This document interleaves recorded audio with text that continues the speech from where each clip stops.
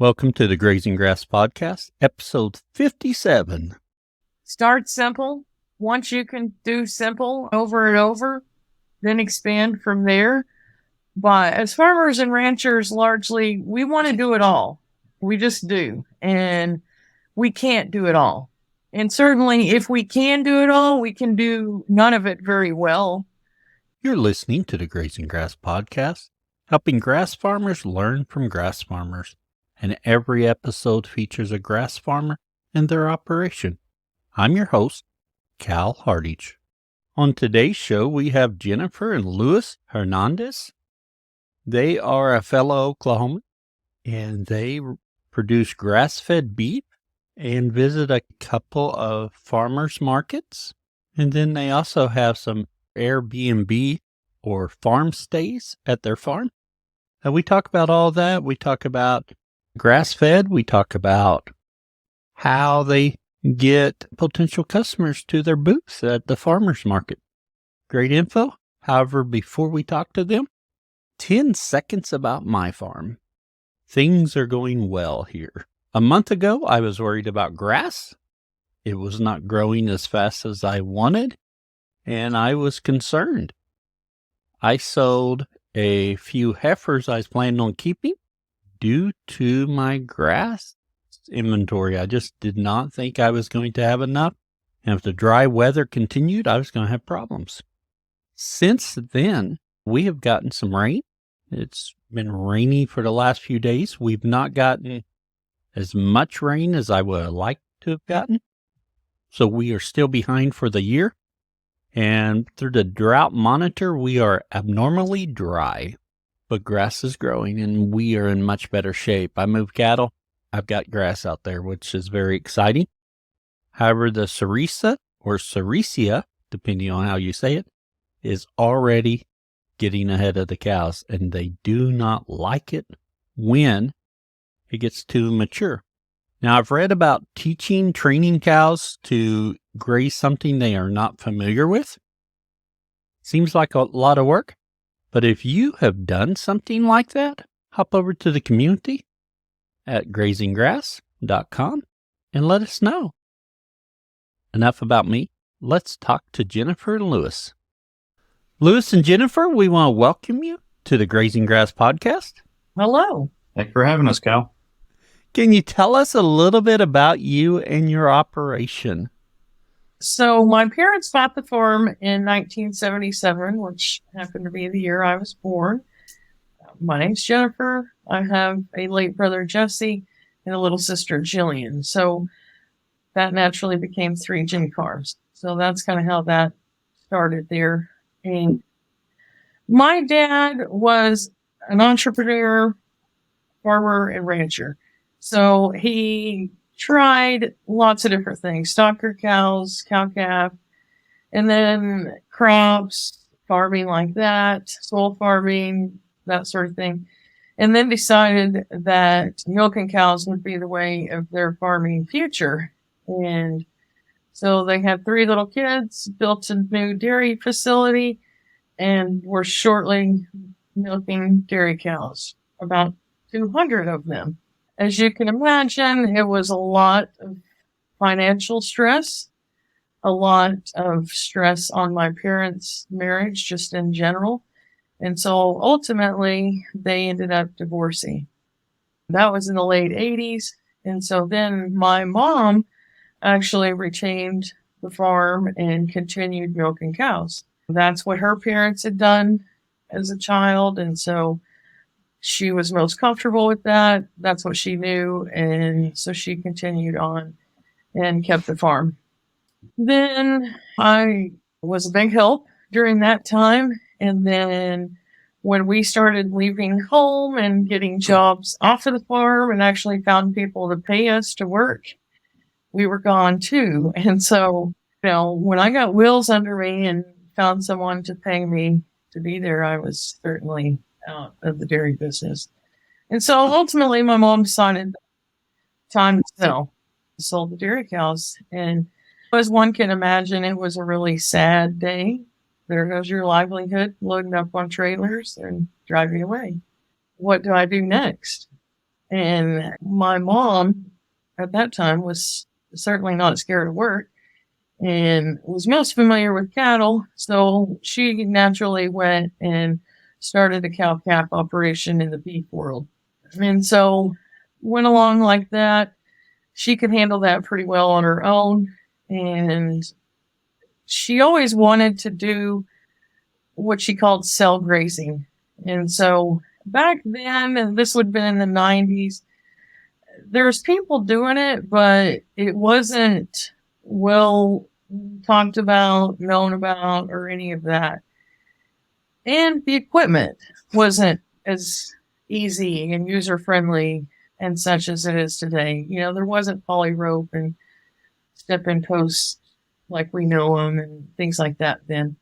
And so it just wasn't something that she could manage by herself. But, you know, she kind of always had that in mind and knew what that could do for our severely abused, compacted soil here. We have a flood control lake on our property that's about 11 acres. And that was the government, the Corps of Engineers' response to flood control, the erosion control. Most of our topsoil sits in the bottom of that lake today. And so there really is no way of us getting it back besides rebuilding it. My mom knew that kind of, but she just couldn't find enough to get going on it. And so she kind of had to put it to rest, and it just wasn't going to happen for her. And so at that point, she went ahead and sold out completely and just started leasing the farm. Our main farm sits on 305 acres, and then she had some other land, a couple hundred more acres, that she just leased out to grazers and hay guys in the area.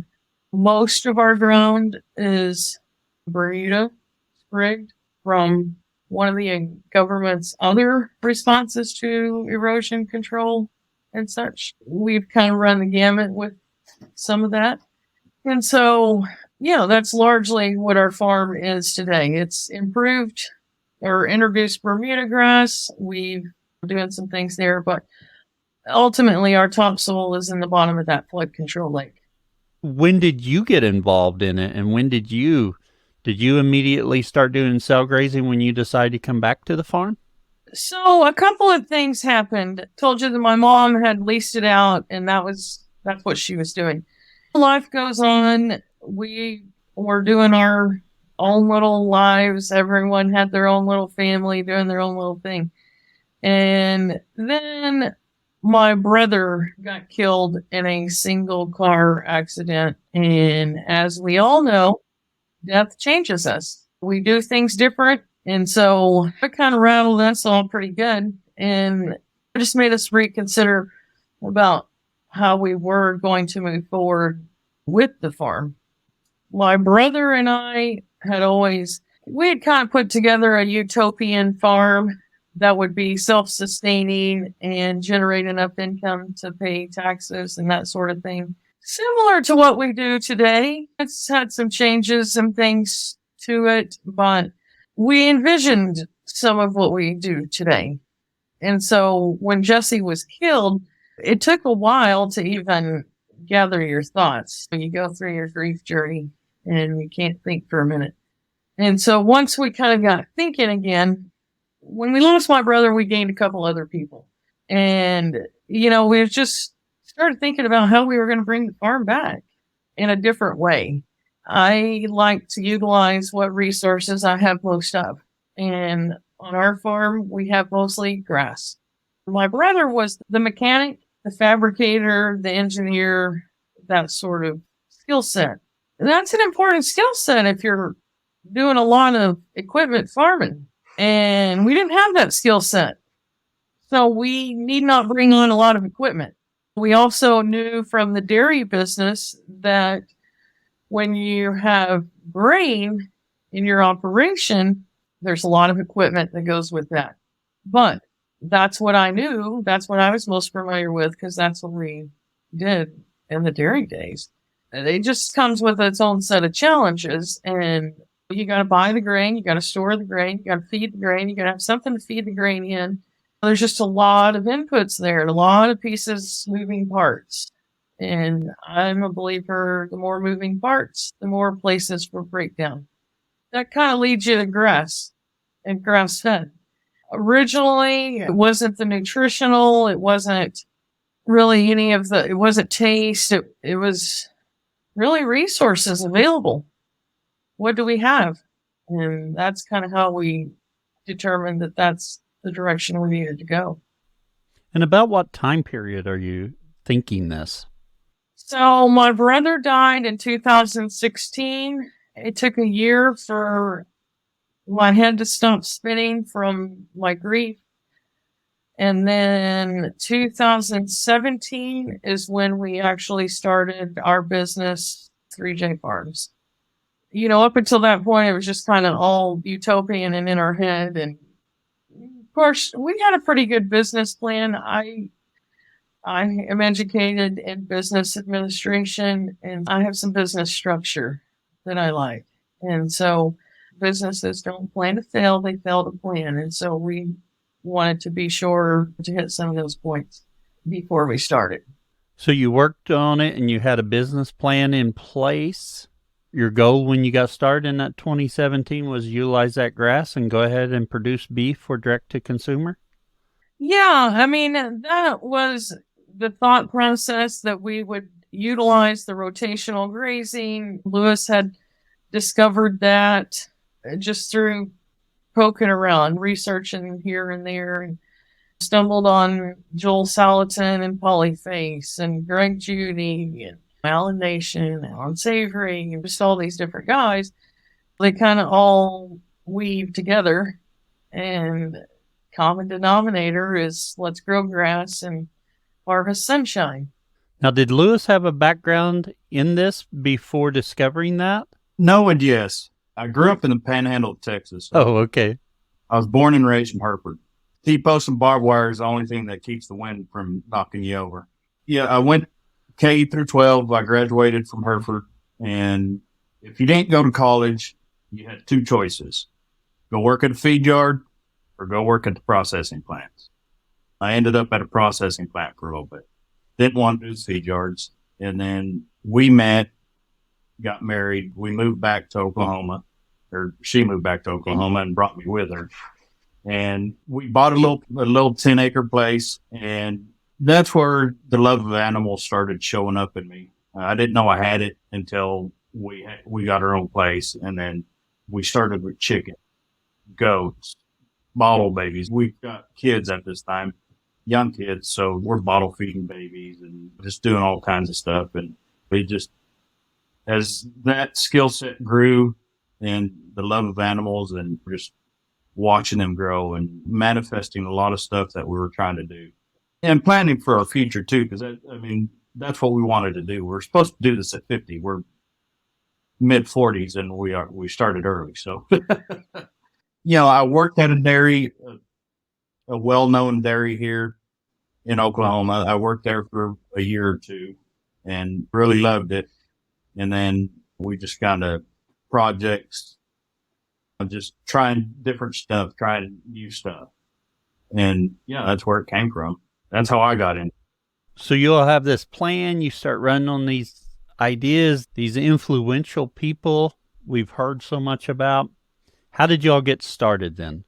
The first thing I did was I went to a Greg Judy seminar in Mississippi. A lot of information in just a couple of days.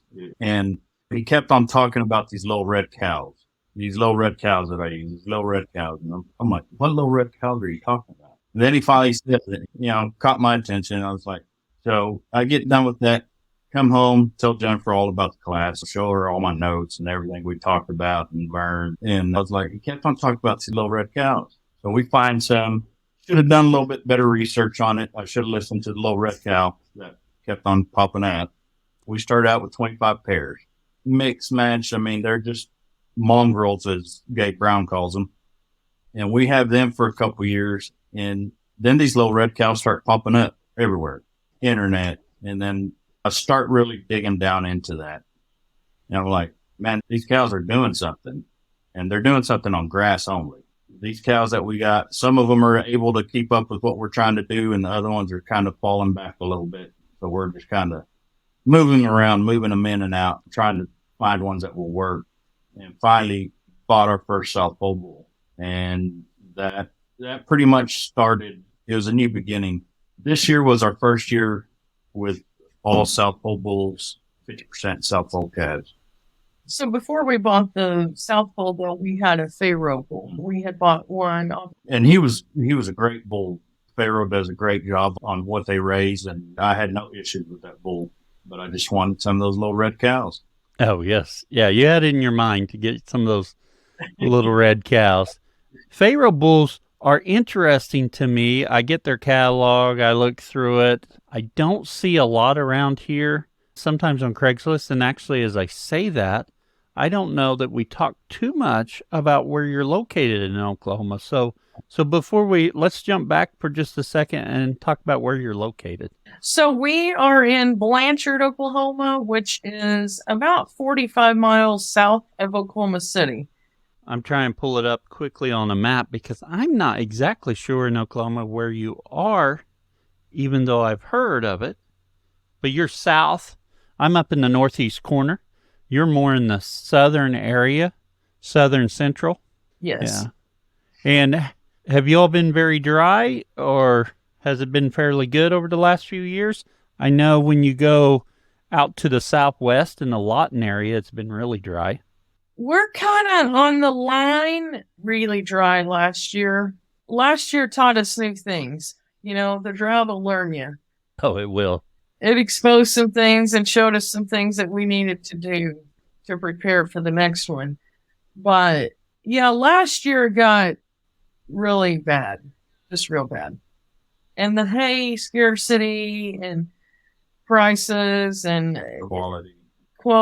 I mean, you needed double the amount of hay because it was half the quality and it was double the price. And have you all had pretty good rains this spring, so you're in much better shape this year? Or how is that rain for you?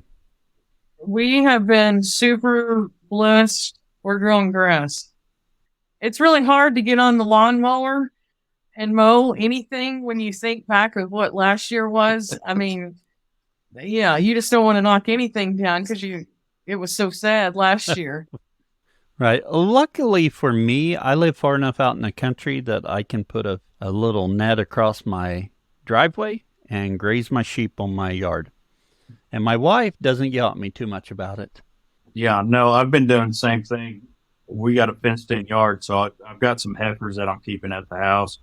And I was like, after last year, they could graze that yard. I really don't care. We'll keep all the grass we can. Oh, yes. I don't blame you. So last year, you all had your first total calf crop that was 50% South Pole. How did that go for you? Everything's going pretty good. We started calving mid-March this year. We kind of talked about it, and we're kind of going to move it back to probably about April 1st, just so we could get that little bit better grass going for them for those mamas, really. And then, yeah, everybody's done great. Those calves are growing wonderful. Like Jennifer said, plenty of grass, plenty of moisture. So, yeah, everything's going good on that part. Now, you all bought or purchased those first 25 pair. How was your infrastructure on your farm? Did you immediately jump into some rotational grazing there with your new knowledge, or did you ease into it? What was that process? So, yeah, we bought them probably about midwinter when we got them, and we kept them up on one part of the farm for a while as we were waiting for our equipment to come in, because we were waiting on some high tensile and our poly wire, our step-in post, all that stuff. But as soon as we got it, we started stringing up high tensile, and as soon as the first 2 or 3 strands of high tensile we put up, we started rotating cows. Did you have any trouble with those cows getting used to the high tensile and staying in, or did they adapt to that pretty quickly?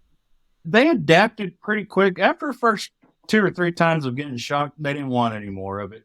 They kept their distance from it. So At the same time, we were running sheep also. We had, Oh, yes. we had 20 head of sheep, and they were probably a little more stubborn on the fence, on the electric fencing. When you all started rotating them, how was your water and how'd you get water to each paddock each time you moved them? So when we first started, we only started with 50 acres of the 305. The rest of it was still leased out. The 50 acres that we had was around one of our main ponds. At that point, we just kind of we fence them off the pond to a certain point. They couldn't totally submerge themselves in the pond. They could just go up there and drink. It was hard on the cattle and it was hard on us trying to keep them fences up across the water. We kind of wagon wheeled off of that 11-acre flood control lake that holds all the topsoil on this farm. So it gave you lots of area to water from as you went off, because 11 acres is pretty good size. It'll hold a lot of topsoil. The lake is a good water. It is also spring fed. So the water quality is really pretty good. Very good. Water's usually that limiting factor for so many people. So even though that takes up a big area, it does give you a lot of shoreline to water from. We have 5 water wells. Oh, yeah. On property, and we have a lot of water locations that my parents had put in for the dairy cows. So when you started with your cows and going through the rotation and stuff, what were some challenges that you all came up on? One of them was keeping the fence hot, because that boundary of the farm is just, the fence line is a tree line. The tree limbs falling off the trees or just growing into the high tensile or just different things like that. And then when we took that 50 acres, when we started on that 50 acres, it was the worst part of the farm. The grasses, there were parts that they had good grasses and there was parts that not so good. It was pretty much bare dirt in some spots. And it was just kind of trying to fix something that's going to take a while, but trying to hurry and fix it was one of the hardest things to do. Oh, yes. And not having somebody to call and say, hey, I'm having issues with this. What do you do to take care of this problem or that problem? And YouTube and Facebook were one of my best friends trying to figure it out. I think you touch upon an issue right there that is common to too many of us. And YouTube, Facebook are great resources. Hopefully podcasts like this and the others out there are good resources. But yeah, just having that mentor that you can contact and say, hey, this is happening. What do you suggest? And they can be like, oh yeah, I've gone through that. When we took over that 55 acres, there's a portion of it that's on a hillside, and we had the state resource conservation guy come out pretty early on just to kind of get a baseline for where we were starting and what we were doing, because we really didn't know much either. And we just happened to get a young person in that position that had put on a soil health demo. We got to watch the rain simulator display. Oh, yes. Set up and ran into a young man by the name of Blaine Stacy. He's here in the state of Oklahoma for the state resource conservation.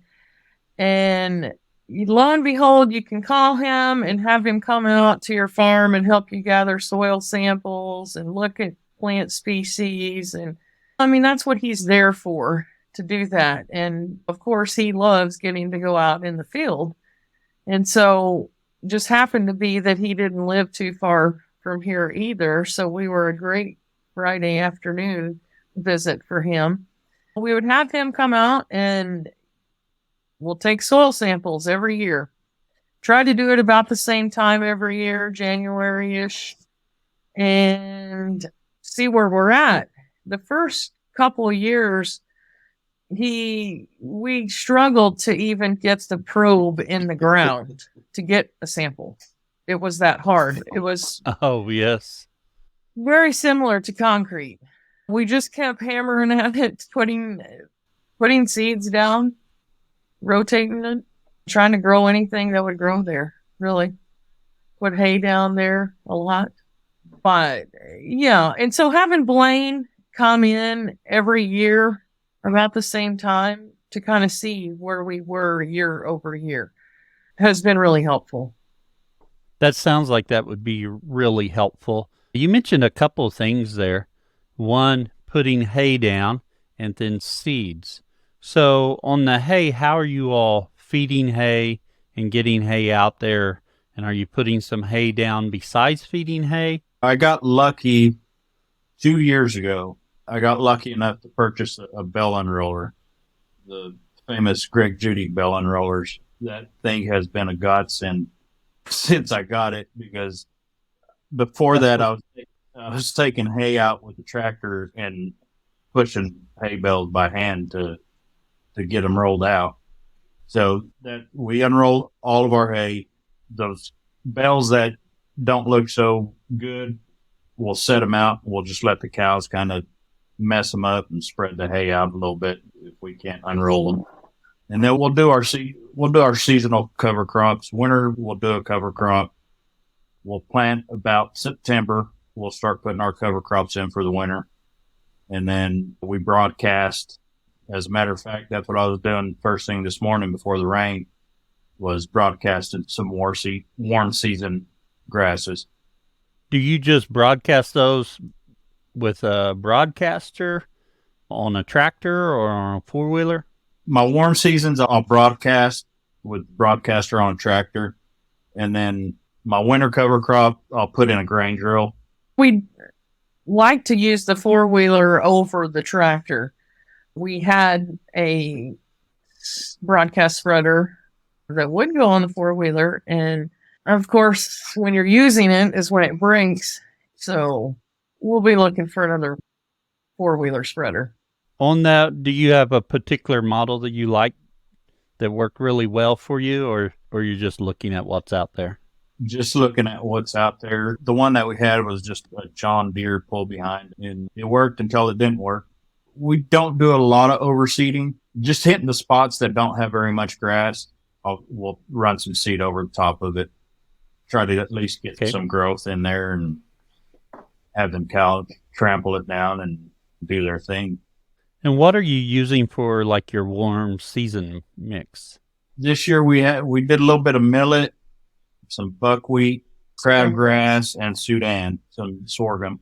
We threw a little bit of okra in there this year too.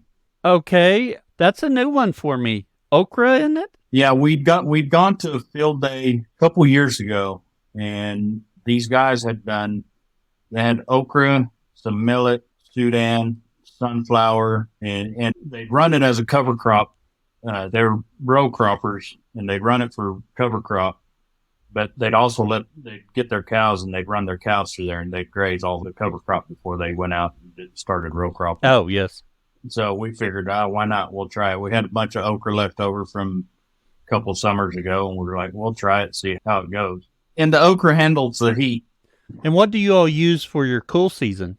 Our cool season ranges from anywhere from 8 to maybe 12 different seeds. We do vetch, we do turnips, radishes, triticale, rye. We did a little bit of native seed this year. That's one thing we're working toward. We want to get some more native grasses back into the pasture. Those cows do way better, and the pastures are a lot easier to manage with your diversity of grasses. Before we move on to the overgrazing section, we talk more about direct to consumer. What are some other goals you have for your farm, or anything else you'd like to share? So one of the things that we're working towards is getting all of our waterways protected, meaning no cows access to natural waterways. So we're well into that, and we've got several of those fenced off, but we still got room to improve there. So we're still working on getting all the cattle access from any natural waterways.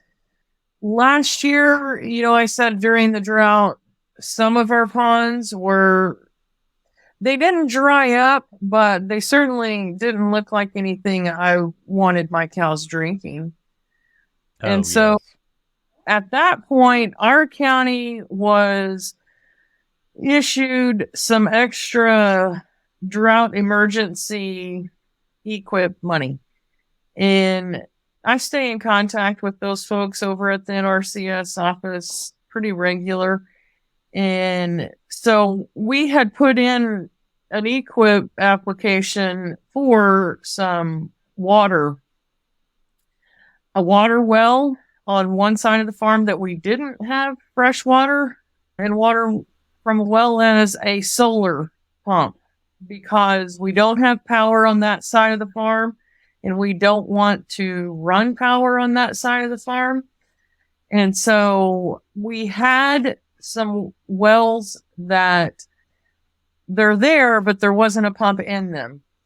And so ultimately what we ended up doing was getting a brand new drilled, and then we purchased 2 solar pumps and 1 set of solar panels and a pressure tank that's mounted on a trailer that we can pull around with our 4-wheeler. The wells stay in the hole.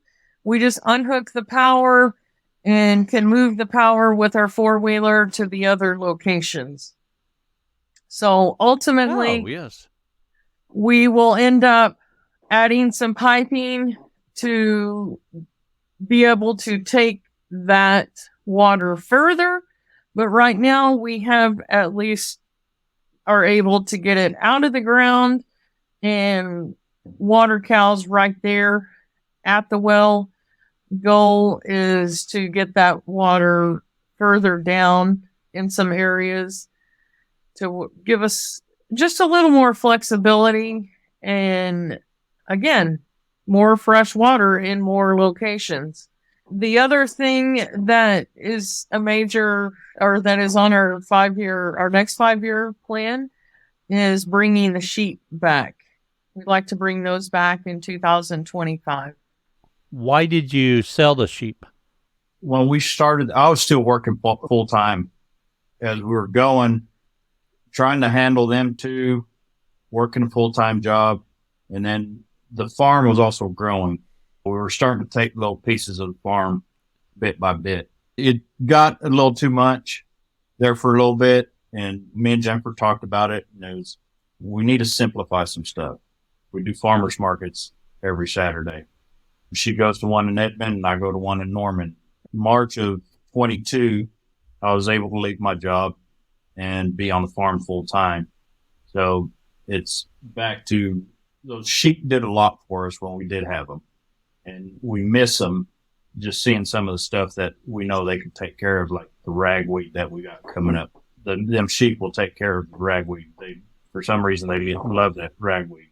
Yeah, so you've got to do what you have to do to not overextend yourself. So I fully get that. But you're planning on bringing sheep back in a couple of years? Yes. Now, before we go to the overgrazing, I've already said we were going to go ahead and go to the overgrazing, but I wanted to ask about your farm stays. So it's not really grazing grass so much, but that is another revenue stream for your farm. So because we were a dairy farm, we had grain storage facilities in the way of grain bins. And during COVID, we had decided to convert one of those into a little farm store so we could sell our grass-fed meat along with some other things. And so we did that. And we actually had 2 of those bins. And so we converted the one into a store. The other one was we didn't know. And then we decided a bedroom. It'll be a bedroom. And my sister had experience with Airbnb and short-term rentals. And she's like, man, I think we should try that. And so we set it up like a bedroom. The restroom and shower area is still utilized in the milk barn, the dairy barn right behind it. But we just started it about 1.5 years ago. We just put it on there. And lo and behold, people started coming. And they didn't stop coming. And they kept coming. So much so that we decided, phooey on a store. We don't need a store. We prefer the traveling guest. As farmers and ranchers, we don't travel a ton. When we travel, it's usually to go see another farm or something like that. And so getting some travel experience through that traveling guest is really awesome. They are totally enamored with what we do. They value what we do largely. It's a chance to educate people on agriculture. It's a chance to showcase our state. And it is a great revenue source for us. We enjoy it immensely. And I certainly will tell anyone out there, if you have any kind of space that you can convert and house guests overnight, do it. You will be pleasantly surprised by your results. We liked it so much. Now we have both units going, and Jen's housekeeping is very busy all year round, and it's just a great experience. I highly recommend that to any farmer or rancher out there with those facilities. Oh, very good. My wife and I have discussed that a little bit. We don't have a great place, but we have discussed maybe if we buy something, that's something to keep in mind that may be a potential income revenue stream. So I'm glad it's doing great for you. And I know from looking at your website and looking at them on Airbnb, they look really nice. Yeah, generally we're going to a touristy area sometimes to check out things. They're trying to get away from it. And so minimizing your inputs, no need for Wi-Fi, no need for TV. If they're wanting those things, they're not the guest for us. We're just keeping it real simple. It's peace and quiet. That's what we offer. Very good. Jennifer and Louis, it's been a great conversation thus far, but it's time we transition to our overgrazing section, where we take a deeper dive into something you're doing on your farm, and we're going to talk about direct-to-consumer. So tell us a little bit about what you're doing with direct-to-consumer. So when we decided to be 100% grass-fed beef, at that point we thought that we needed to offer all cuts of beef, right? And so steaks, roast, brisket, plain Jane cuts, as well as some of the crazy ones. Just trying things out because you don't know until you try. And so inventory in that is a nightmare. We had cuts all over the place. I say you create, you grow, you produce quality beef two ways: breed or feed. And at that point in time, we had neither, really. We were fresh into our grass rotation and not great grasses, but still doing it. But yeah, and nor did we have the breed. We were really essentially adapting cows to our make your genetic code match your zip codes type of thing. And so we were selling these cuts. We eat some roast, but largely we eat ground beef. And so we had eaten some of our steaks that were supreme. I mean, you put them up against any 5-star restaurant out there. They were that great. And then we had steaks that our dog had a hard time eating. They were that tough. And so a few times of that, and you can't test them all. I can't take a bite out of every steak before I send it on down the road. Enough times of that, I was like, this just doesn't feel good. It feels clunky. It feels like it just doesn't feel good. When I give you a $30, $40 steak and kind of have to turn my head and hope that it's a good one, I don't like that feeling. How can we do things different? And so we had some really great steers at that point that we had gotten up to size, and we thought these guys are going to be really good. We're going to offer some beef bundles. So much like Seven Sons does, we put together some 1/4 and 8 and half bundles. And how they recommend doing it, which I agree with, was we set this many roast and steaks, and then we filled in with ground beef. So we'd get to the poundage with the ground beef, and it was set bundles. So, okay, set cuts. No asking the customer what cut, how do you want it cut, none of that. We predetermined that for them. All that was great. But what would happen, that customer that would buy that would run out of ground beef way before anything else. And then when we were dismantling our store to turn it into a bedroom, I ran across a roast that had been processed in December. This was in June. I don't know how much direct-to-consumer sales you've done, but to sell a beef roast in the middle of summer is almost impossible. And not to mention, people don't know how to cook anymore. And so to sell a roast in the first place, you're going to have to give them multiple ways to cook it and multiple recipes. And then they're not even going to have the confidence still yet. You may need to cook it and serve it for them. That's kind of where we're at with people and cooking roast and chicken fried and things like that. They just don't do that anymore in our area. And so then I was thinking back to my parents in the dairy days. In the dairy days, when you had a downer cow, before you administered any medicine, you kind of made a call, a judgment call. We're either calling the mobile butcher to come out, or we think we can save her and get her going and administer medicine. On those downer cows, they would come out, process. My parents always sold ground beef out of the freezer off of the farm in the dairy days. It was custom ground beef, but they still sold it. It was no big deal. In the dairy world, dairy cows, especially Holstein, which is what we are, they are not good steak producers. The tenderloin is fine. Anything beyond that, a dairy cow needs to be put in ground beef. And so that's how they sold beef off of the farm. And so I thought, you know what? They had it figured out. I don't need to be messing with all these steaks, roast, brisket. You know, this one wants half-inch thick steaks, and this one wants 1.5-inch steaks.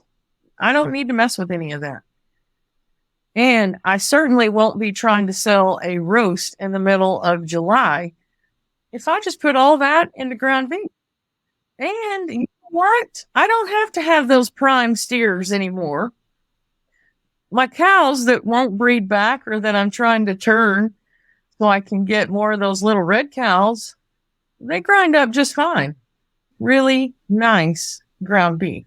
We are transitioning to 100% ground beef. We sell the ground beef in 1 pound packages. We do also sell our organ meat. That is a big selling item for us. The only variations that we do off of ground beef is in the spring and summer, we'll do our 1/4 pound hamburger patties. We'll put 8 1/4 pound patties to a package, so it makes a 2 pound package. And then we have our 1 pounders. In the fall and winter, we do a summer sausage. Simplifying probably gained us the most peace in our life at that point, as you can imagine. You bring up an excellent point just about that varying quality when you don't have that consistent genetic base. We notice that in our own beef. We're going to butcher a cull cow or a heifer that didn't breed or something that got hurt, something of low value. And sometimes those cuts are excellent and sometimes they're not. And that's always been a little bit of my hang up on the direct to consumer. So I think you all have a really good idea right there. Put them into hamburger, and that is quality hamburger no matter what that animal is. That's 100% correct, Cal. We've unplugged several freezers because we just flat don't need them anymore. We can put 3 cows in 1 chest deep freeze. So simple. To inventory, I can look in that freezer at almost any given time and see how much is there quickly because I know how many's in each tub. It's just easy. The other easy thing about it is we decided that we would go to market. We had not been to the farmer's market up until that point. We had done a lot of marketing ourselves, online sales with the home delivery, things like that. We had a little co-op that we used to sell at. And so that had been most of our sales at that point. And so then we decided that we needed to get in front of more people. So we'll go to the farmer's market. And when you go to the farmer's market as a beef vendor, there's generally, hopefully, a couple of beef vendors. Our markets, they try to not duplicate too much of anything. And so we're always welcomed because we're 100% grass-fed. In the state of Oklahoma, there's just not a lot of 100% grass-fed beef out there yet. And so it makes us unique in that way. And we're a one-man show. We're going to try to conquer 2 markets. So we got to be able to handle this by ourselves. And with those little ice cream freezers on wheels, it's easy peasy and everyone can see our beef right there. But you still have nothing on your table. And so you're trying to fish out these people to talk to about your 100% grass-fed beef. And that's a challenge, especially when you're new to the market. And so we went about half the season and we was doing okay. But I was like, man, we can do better than this. I know we can. And I have a friend that works the Dallas farmers market. And it's a lot different than our markets here. And so we took a field trip and went down and toured the Dallas farmers market, spent some time with my friend there, and just kind of checked it out. She serves her pork in bratwurst, cooked and in a bun in your hand, walking down the market, eating it. She moves a ton of pork that way. And I thought, you know what?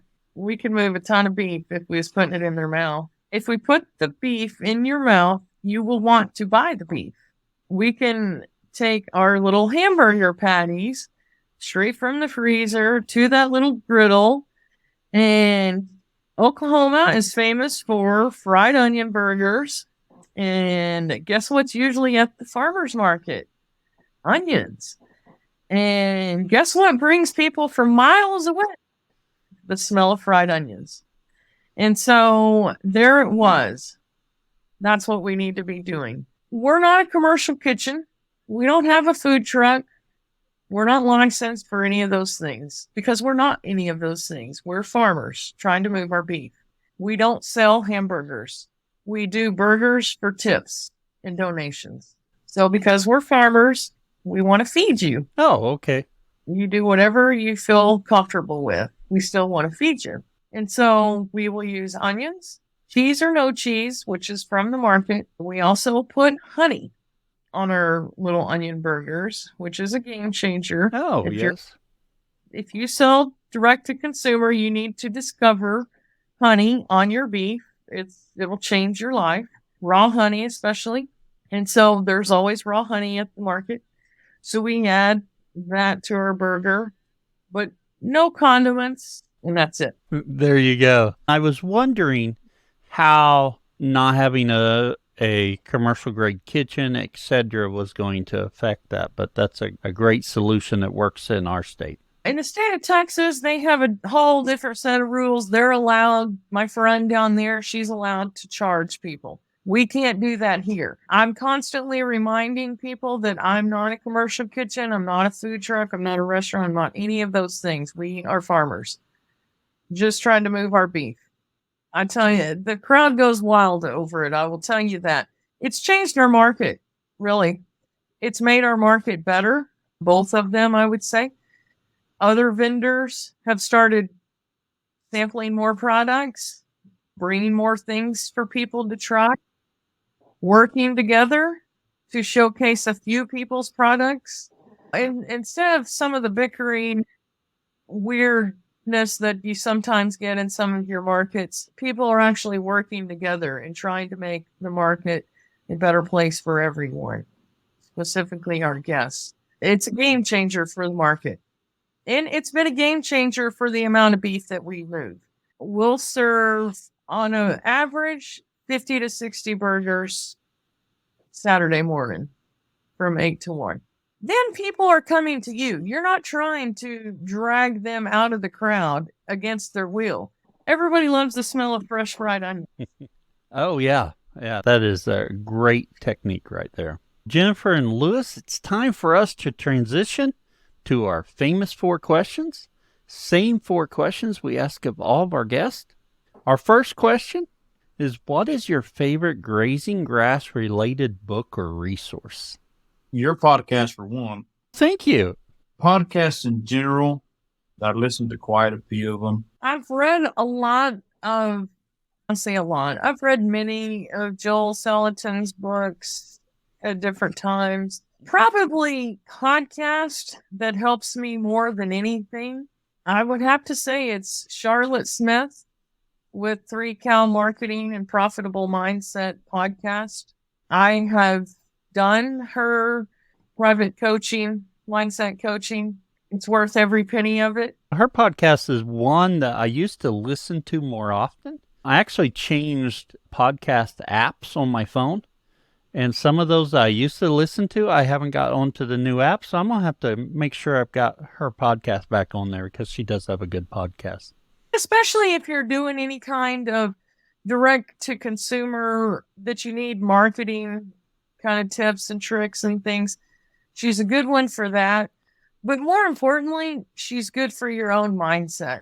Help relieve the stress and sometimes the frantic and panic that farmers and ranchers tend to go through. She just helps calm that down. Excellent resources there. On question number 2, what is your favorite tool on your farm?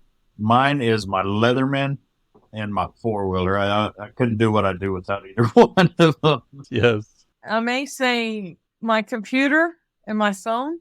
I'm one that I like financials and I like checking to see where we're at. Are we making money? Are we bleeding money? Are we wasting money? What are we doing financially? And keep track of that. Are we being profitable? Is this sustainable? All those types of things. And I find that most helpful with my computer. Very good. Our third question is, what would you tell someone just getting started? Find something that suits your environment, that's going to thrive in your environment. Take your time before you make any purchases. Take your time, do your study. Find something that's going to fit your program and that's going to benefit you. For me, I would say start simple. Once you can do simple over and over, then expand from there. But as farmers and ranchers, largely, we want to do it all. We just do. And we can't do it all. And certainly if we can do it all, we can do none of it very well. And so focusing on 1 to 2 things and doing a good job at those, and then expanding from there if it allows. Excellent advice from both of you. Excellent advice.